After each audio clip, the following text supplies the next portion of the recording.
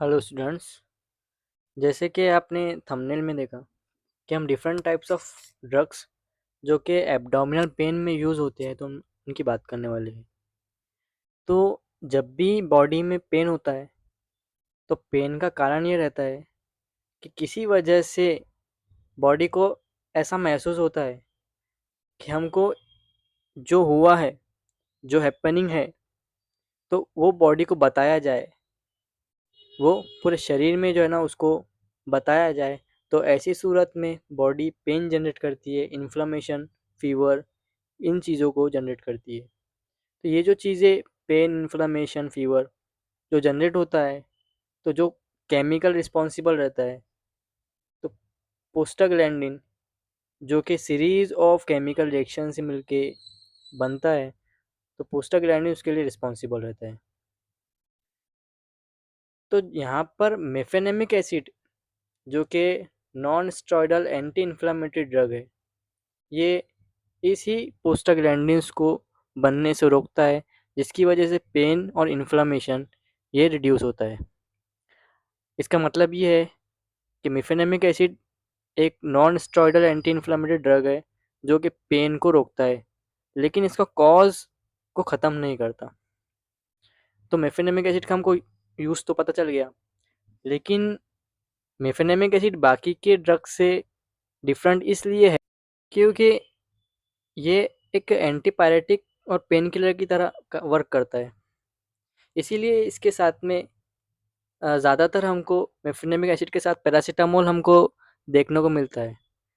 तो पैरासीटामोल इसलिए कि जब पैरासीटामोल अपना वर्क करने में नाकाम होता है, कि भाई फीवर आने पर भी मैं पैरासीटामोल से फीवर कम नहीं होता है, तो पैरासीटामोल को साथ में मेफेनेमिक एसिड ये इसके कॉम्बिनेशन में दिया जाता है। तो मेफेनेमिक एसिड को कब दे और कब ना दे? तो मेफेनेमिक एसिड को जब नहीं देंगे जब स्टमक अल्सर हो किसी पेशेंट को। यानी कि अगर कभी किसी पेशेंट को स्टमक अल्सर हो और मेफेनेमिक एसिड दे दिया जाए, तो मेफेनेमिक एसिड क्या करेगा? प्रोस्टाग्लैंडिन को रिड्यूस करेगा, इसको रोकेगा इसके वर्क से, पेन इन्फ्लेमेशन तो कम हो जाएगा। लेकिन जो प्रोस्टाग्लैंडिन का एक वर्क था, एक पॉजिटिव वर्क था, कि जो हमारे इंटेस्टाइन के जो वॉल है हमारे इंटेस्टाइन की, तो वहाँ पर म्यूकस लेयर को थिक करता है ताकि जो HCl है तो उससे प्रोटेक्शन मिल सके। तो प्रोस्टाग्लैंडिन नहीं रहेगा तो म्यूकस लेयर भी नहीं बन पाएंगी, और इस वजह से जो HCl से जो डैमेज होगा तो वो हमको देखने को मिलेगा। इसीलिए स्टमक में अगर कभी अल्सरेशन है तो मेफेनेमिक एसिड को देने से हम रोकेंगे।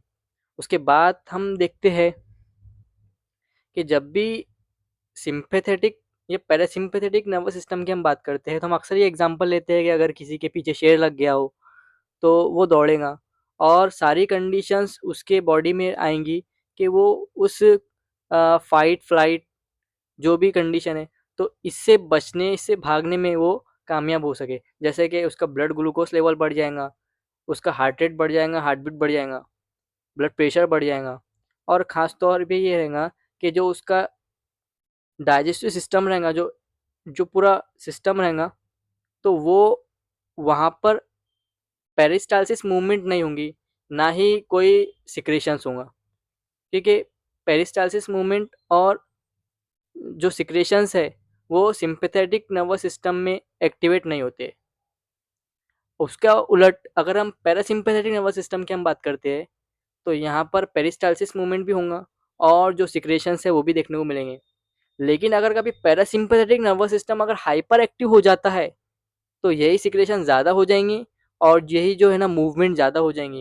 ये मूवमेंट अगर ज़्यादा होंगी तो ज़्यादा मूवमेंट की वजह से जो मसल्स है, जो स्मूथ मसल्स है, उसमें ऐंठन होंगी, उसमें स्पाज्म होगा, और स्पाज्म होने की वजह से जो है ना स्टमक जो है ना स्टमक एक एक देखने को मिलेगा, एब्डोमिनल जो है ना हमको पेन देखने को मिलेगा। इसीलिए अगर कभी हमने ऐसे ड्रग्स को यहाँ पर यूज़ करे कि जो जो सिंपैथेटिक नर्वस सिस्टम के हाइपर एक्टिव होने की वजह से इस पैरासिम्पैथेटिक नर्वस सिस्टम को उसको रिड्यूस करे, उसकी एक्टिविटीज़ को रिड्यूस करे, तो ऐसे ड्रग्स को हम एंटी कोलिनर्जिक ड्रग कहते हैं।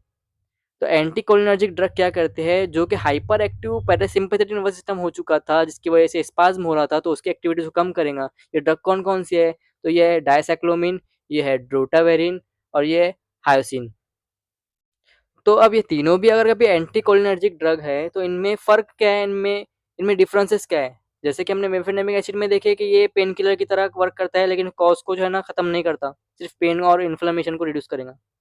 लेकिन डायसाइक्लोमिन, डोटावेरिन और हायोसिन की हम बात करेंगे, तो डायसाइक्लोमिन ये क्या करेगा, ये नॉर्मल अगर कभी पेन हो रहा है, एब्डोमिनल पेन अगर नॉर्मल है, तो हम जो है ना सिम्पैथेटिक जो पैरासिम्पैथेटिक नर्वस सिस्टम जो हाइपर एक्टिव हो चुका था, तो उसको रिड्यूस करेगा डायसाइक्लोमिन। अगर कभी कोई ऐसा पेन होता है जिसकी वजह से डायसाइक्लोमिन भी अगर उस पेन को ख़त्म नहीं कर पा रहा है, उस स्पाज़्म ख़त्म नहीं कर पा रहा है, तो ऐसी सूरत में हम डोटावेरिन को प्रिस्क्राइब करेंगे। अब डोटावेरिन क्यों और उसका हाइपर एक्टिवेशन क्यों है, उसकी प्राइस से हमको देखने को मिलता है। डायसाइक्लोमिन एक लो कॉस्ट केमिकल है, मतलब हमको बहुत से बहुत 3 रुपए या 5 रुपए का हमको डायसाइक्लोमिन का टैबलेट मिल जाएगा। डोटावेरिन का कॉस्ट डायसाइक्लोमिन से ज़्यादा रहता है, ठीक है? एक बात ये। दूसरी बात ये है कि हायोसिन का किस तरीके से यहाँ पर हम देखेंगे, तो हायोसिन ये और ज़्यादा खतरनाक किस्म का अगर कभी पेन होता है, जिस तरीके से रीनल कैल्कुलाई में, ठीक है? और इस तरीके से कोई बहुत ज़्यादा पेन अगर कभी है, कि पेशेंट एकदम बर्दाश्त के बाहर अगर है, तो ऐसी सूरत में हम हायोसिन, इसका हम बस्कोपान टैबलेट जो है ना जिसमें रहता है, तो हम इसको प्रिस्क्राइब करेंगे। डायसाइक्लोमिन, डोटावेरिन और हायोसिन ये तीनों भी एंटीकोलिनर्जिक ड्रग है, जो कि पैरासिम्पैथेटिक नर्वस सिस्टम के हाइपर एक्टिव होने पर ये जो है ना वर्क करते हैं और उसके एक्टिविटीज़ को नॉर्मल करते हैं।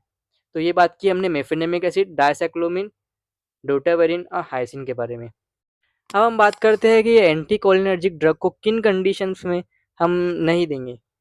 तो अगर कभी पेशेंट को हार्ट रिलेटेड प्रॉब्लम है या टैकीकार्डिया है या बीपी बढ़ा हुआ है, तो ऐसी कंडीशन में हम ये एंटीकोलिनर्जिक ड्रग डायसाइक्लोमिन, डोटावेरिन और हायोसिन को हम नहीं देखेंगे बल्कि रुकेंगे।